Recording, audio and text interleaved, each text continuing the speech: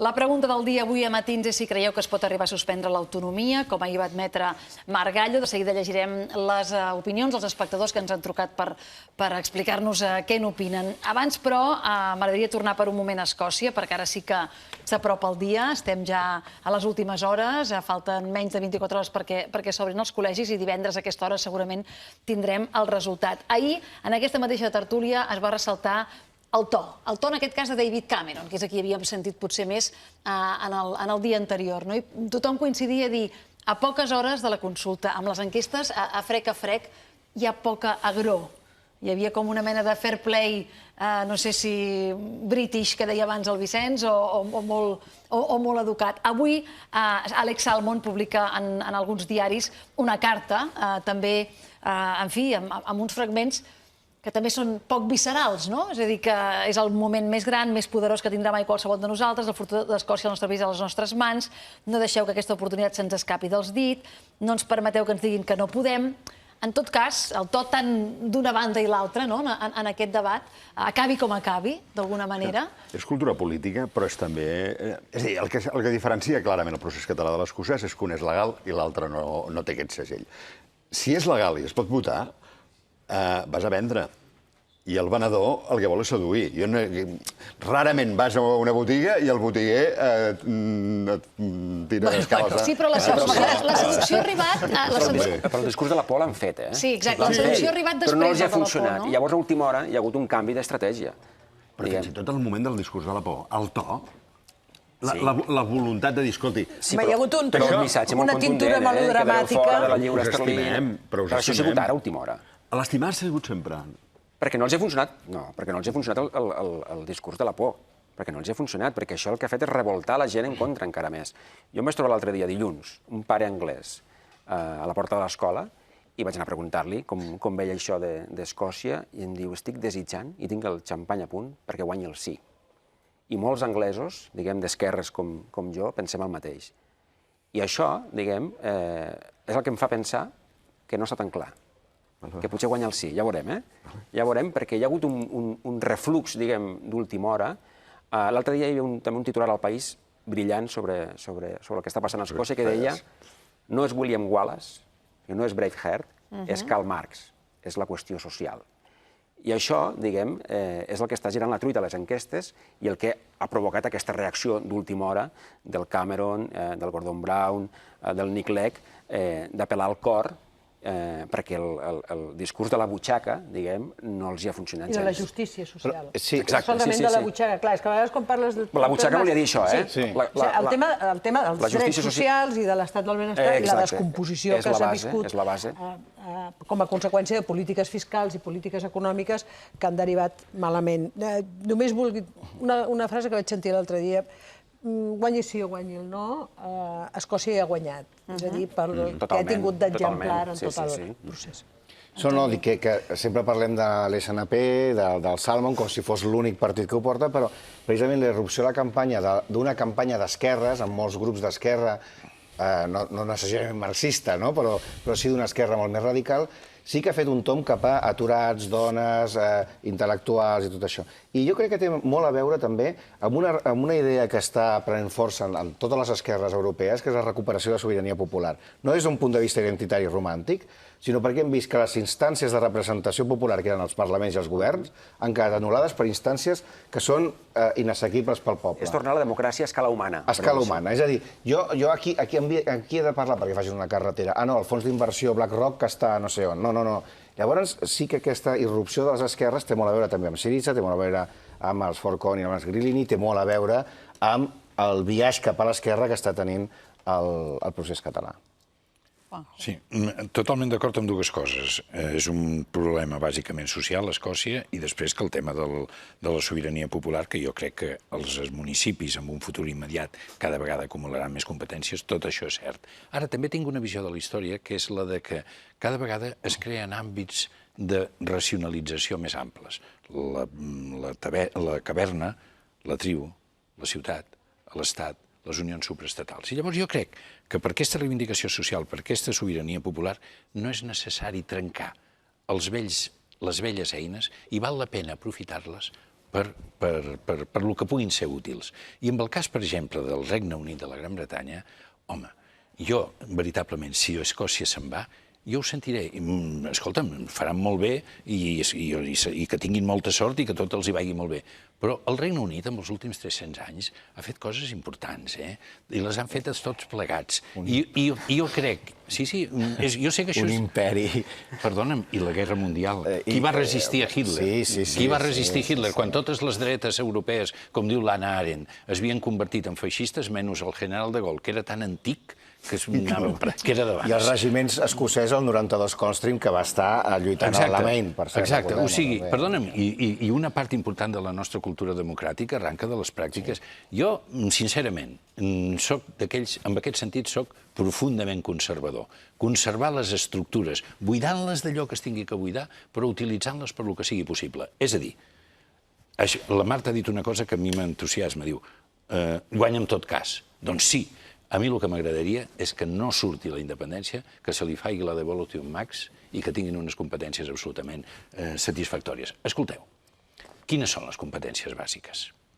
Mantenir l'ordre públic, cobrar els impostos, administrar justícia i l'ordre públic. Però és una oferta que ha arribat a l'últim minut, aquesta. Perfecte, però si arriba i es conserva, escolta'm, a mi m'encantarà que segueixi sent la reina, el cap d'estat, i que d'alguna manera, perdona'm, és el quart exèrcit d'Occident, i jo crec que Occident ha de mantenir una força militar perquè la seva política internacional sigui important. A mi m'interessa que segueixi l'exèrcit britànic, m'interessaria més que Europa en tingués un. Per tant, escolta'm, no es tracta de fer propaganda, que surti el que tingui que sortir. Aquí no podem votar? No pots fer campanya. Que tinguin sort, però en termes generals, trencar el que és fruit d'una construcció secular, home... Però fixa't... No, d'acord. Breu, un torn per cada, però breu. No és un del mateix, però jo crec que hi arriba. Avui el Rajoy, i no és la primera vegada, hi ha dues tendències en aquests moments. La Unió Europea, que va cap aquí, la idea de la Unió Europea... Això és el que diu ell. Que diu ell, Rajoy. I aquests processos secessionistes que van cap allà. No són dues direccions. No hi hauria processos a Escòcia i a Catalunya si no hi hagués Unió Europea. I, per tant, potser la ruptura d'aquests vells paradigmes tipus Gran Bretanya, Regne Unit de la Gran Bretanya, es produeix tant perquè hi ha Unió Europea com perquè en un reflex gairebé complementari es produeixen aquests moments de concentració i de democràcia de bast humà. No són coses contradictòries, sinó més aviat confluents. Però és que en aquest cas els escocesos volen integrar-se a Europa i els anglesos volen sortir d'Europa. Vull dir, per tant, si Escòcia es queda dintre de la Gran Bretanya, segurament d'aquí un temps hi haurà un referèndum a tota la Gran Bretanya que pot sortir... L'any 17, que pot sortir a favor de sortir de la Unió Europea. Per tant, realment, Escòcia, amb la seva independència, podrà ser lliure per integrar-se amb un ens més gran que és la Unió Europea.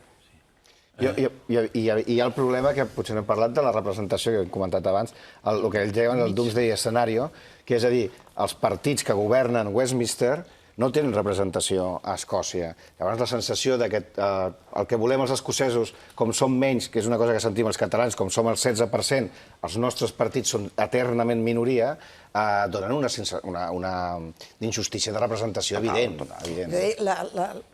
La United Kingdom, diguem-ne, no representa necessàriament aquesta United Kingdom. Aquí és on hi ha un dels... És a dir, el Regne Unit amb Escòcia inclosa.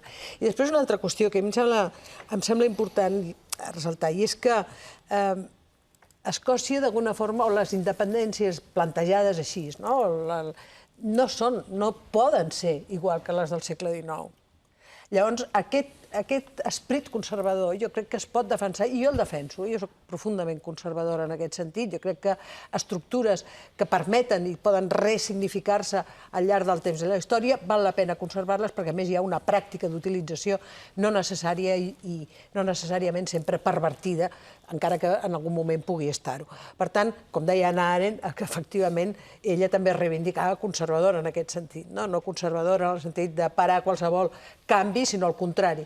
I després entendre també que moltes vegades aquests processos, quan deia això de que han guanyat de totes, o en tot cas han guanyat, de fet, els processos, diguem-ne, i ara no ho explica també molt bé, els processos de revolució, de canvi estructural i de més, és precisament el moment que la gent s'atura. I jo crec que el que estan vivint aquestes societats, Catalunya, Escòcia i altres, i per altres motius, i Grècia amb la seva crisi, és un moment d'aturar i pensar i veure a on i de com et reorganitzes. Però jo, Juanjo, no veig tant una trencadissa placentària. Tant de bo, tant de bo. Hi ha, a més, una reflexió sobre també el que és el ser britànic, sobre la Britishness. És un debat molt a tot el Regne Unit. Us recomanaria repescar la cerimònia d'inauguració dels Jocs Olímpics de Londres, on feien una lectura de la identitat nacional britànica absolutament autoirònica, cosa que aquí a Espanya... Bueno, ells mateixos entenen que aquestes coses romàntiques del 19 estan periclitades. I tanquem la qüestió. Fixeu-vos només una Que cosa. tinc un llibre a les mans que em crema. Aquests vells artefactes, al llarg del temps, i m'estic referint exclusivament a Gran Bretanya, han creat un àmbit de solidaritat. És a dir, no us enganyeu o no ens enganyem. Els escocesos, vulguis que no, en aquests moments se senten més solidaris, si hi hagués algun daltabaix importantíssim dels anglesos que dels alemans. Sí, llavors, vull dir, no tot el passat s'ha de fer taula rasa. S'ha de... Jove, els experiments amb gaseosa. Són 3:15 del matí. Justament sobre el passat, és sobre el que ha hagut de gratar i no sé si trobar, no? Si trobar coses que ell s'imaginava, el Vicenç Villatoro, amb aquest llibre, Un home que se'n va. És un llibre que demà es podrà trobar a les llibreries, Vicenç, i que, en fi, no volíem deixar passar l'oportunitat que ens expliquessis què hi has posat aquí dins, perquè és la història de l'avi. Sí, és la història del meu avi andalús, però sota una òptica concreta. Podria fer la història familiar, no sé. És l'intent de respondre a una pregunta que jo m'he fet perquè té a veure amb per què sóc aquí, per què existeixo, no? Expliques la història de l'avi per entendre't a tu? Sí, per entendre'm a mi, o per saber gairebé per què hi soc. La història de la seva migració. Però no com emigra, ni com arriba aquí, sinó per què algú un dia, als 60 anys, a més, l'any 1950, als 60 anys, diu, me'n vaig de Castro del Río, província de Córdoba, i me'n vaig a Terrassa. Per què? Per què? Clar, d'això de la migració, sempre la primera resposta, diu, ostres, perquè devia tenir gana aquí, allà, i aquí tenia feina. Un senyor de 60 anys, no. Però si no un senyor de 60 anys, potser no tothom, tampoc. Potser l'economia només és una part de l'explicació de la migració. Importantíssima, Llavors, intento explicar a través del meu avi això, com una biografia concreta en la que participa d'una manera molt bèstia la revolució, la guerra, la postguerra, la presó, la condemna a mort, la Bíblia en vers, com això acaba fent que en un moment determinat decideixis marxar. Per això és un home que se'n va, diguem-ne. Has trobat la resposta? Les novel·les... No, la literatura no troba respostes. No era l'objectiu, també. No, vull dir... El viatge val la pena, senzillament. Els sociòlegs, els economistes, fan respostes. La literatura explica històries i després la resposta cadascú es fa la seva. Jo l'explico. Aquest és un llibre que t'ha portat feina i temps. 7 anys. 7 anys. 7 anys. I bastants viatges a Còrdova, cosa que més aviat n'estic content. No és un peatge, sinó una ocasió, una oportunitat. Perquè té... Clar, diguem-ne, per 2 segons. Igual us passa amb totes les nostres històries familiars, sobretot quan hi ha la guerra pel mig. No hi ha transmissió oral. És a dir, la gent... Nen, d'això no se'n parla. Per tant, si intenta reconstruir-ho, dius, no, és un llibre de memòries. Si no n'hi ha, si el meu pare sap coses de son pare, perquè les ha llegit en aquest llibre, algunes, de les que surten. No és memòria. I, per tant, s'han de buscar documents, s'han de parlar amb gent, i per tant porta més feina. No és només recordar. Familiarment hi haurà alguna reacció inesperada o no? És a dir, esperes algun problema en el proper dinar de Nadal? No, al contrari. El problema del dinar de Nadal, el del pròxim, hi hauria estat si no l'hagués fet. Perquè mon pare m'anava dient, ei, tu, aquell llibre que em vas dir que faries, a veure si anem espavilant. Doncs, escolta'm, Un home que se'n va, el llibre de Vicenç Villatoro, que demà veurà la llum a les llibreries i que sense haver-lo llegit del tot, el recomanem. Perquè hi ha coses que es poden recomanar pràcticament sense haver-les llegit. Jo l'estic llegint. L'estàs llegint? L'estic llegint i estic molt d'acord. Mira, jo sempre dic que per entendre bé una època has de llegir, a més d'història, assajos, has de llegir algunes novel·les. Sí. O sigui, per exemple, no es pot conèixer Rússia sense haver llegit Guerra i Pau, per exemple. Ai, he de dir una... Bueno, ho diré després.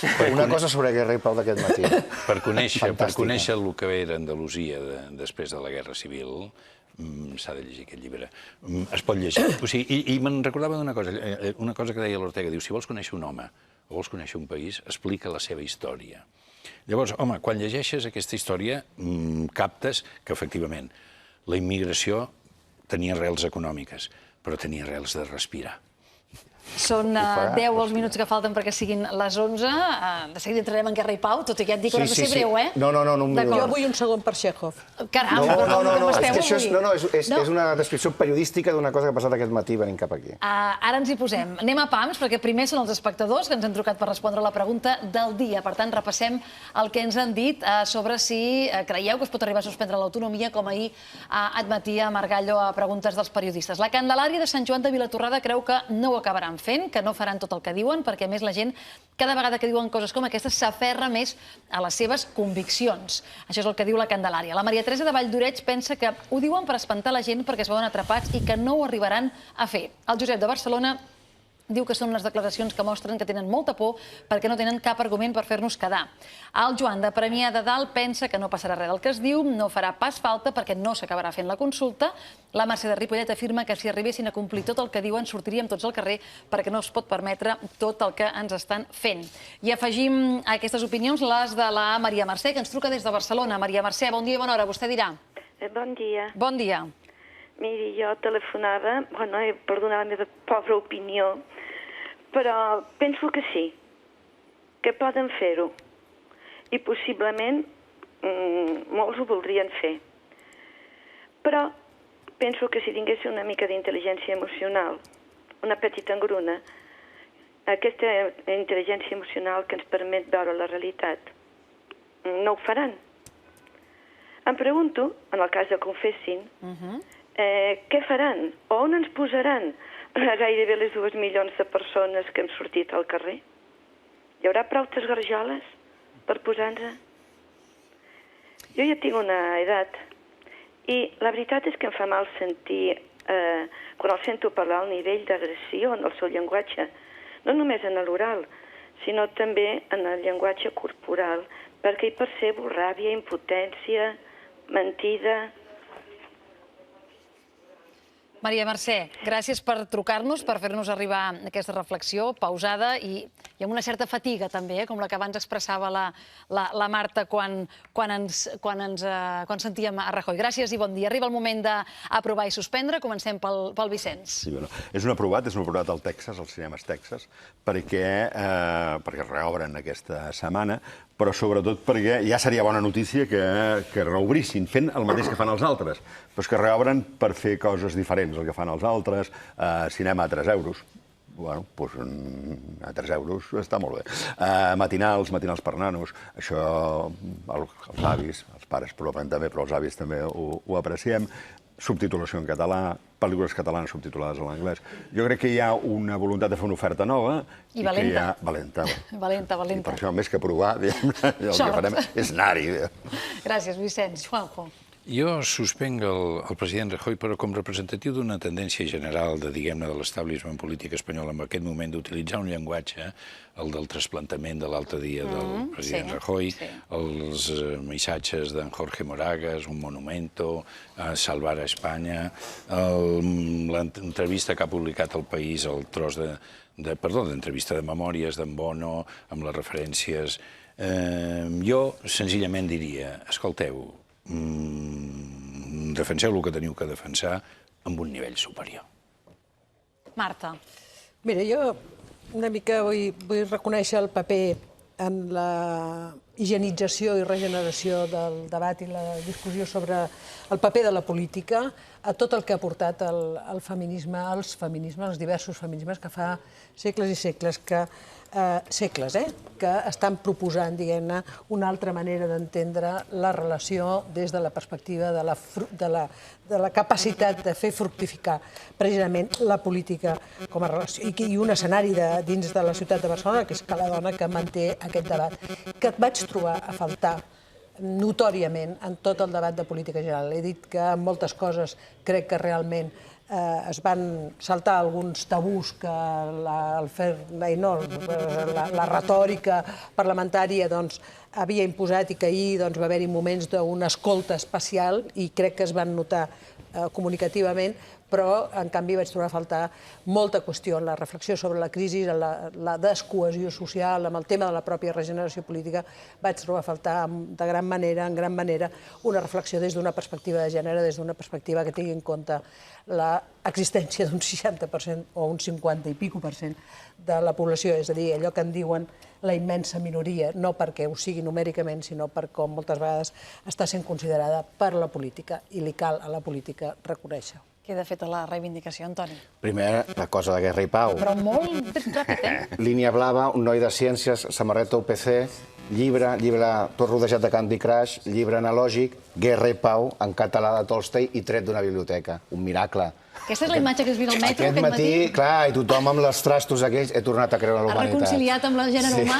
Antoni? Sí, era fantàstic. I ara, doncs, suspenc el govern de la Generalitat perquè hi havia una notícia al periòdico avui sobre la taula del tercer sector denuncia que 300.000 famílies catalanes no tindran per pagar la llum ni la calefacció, és el doble dels últims 6 anys. I és una cosa, bueno, tothom ens fem càrrec del que passarà, no? Però hi ha una cosa que és doblement obscena.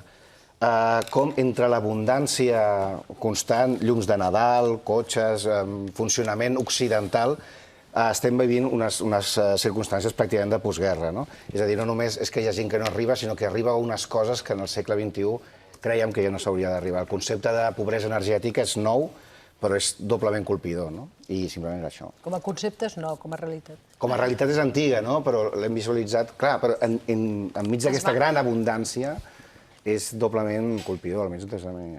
David. Jo provaria la Marta Rojals, ara m'estic llegint la novel·la L'Altra, no me l'he acabat encara, per tant no em feu spoiler, però em sembla un retrat, diguem, molt cru, però alhora, diguem, molt afinat de la generació dels nascuts entre l'any 60 i l'any 80, per dir-ho, diguem, amb traç gruixut, i que són justament els que estan, diguem, una mica al capdavant del procés sobiranista que està vivint Catalunya, amb totes les seves contradiccions i tota la història que tenen al darrere, com han entomat, per exemple, la crisi, em sembla que és un retrat, diguem, perfecte de les virtuts i també les misèries d'aquesta generació.